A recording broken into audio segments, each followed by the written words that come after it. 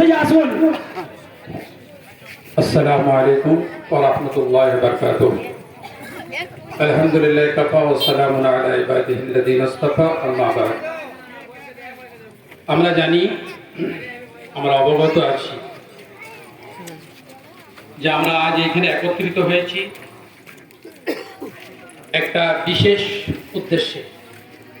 আর এই মঞ্চে আমাদের ওলামায়ে কেরামগণ, জ্ঞানী গুণীরা আছেন।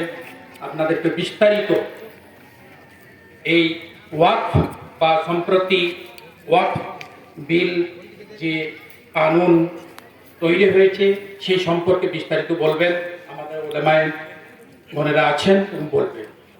আজ আমরা এখানে একত্রিত হয়েছি, আমাদের সম্মুখে যে একটা বড় বিষয়, গম্ভীর বিষয়, খুব গুরুত্বপূর্ণ বিষয় এবং গভীর বিষয়, সেটা কি?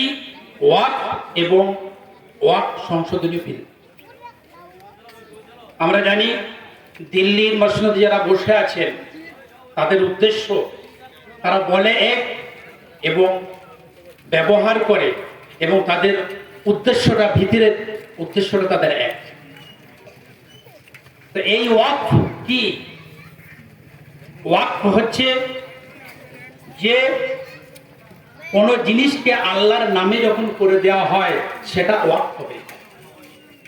আর সেই জমিন, সেই জায়গাটা, মাদ্রাসা, মসজিদ, এটা ওয়াকফ আলাল্লাহ, আল্লাহর জন্য ওয়াকফ করে দেওয়া হয়েছে।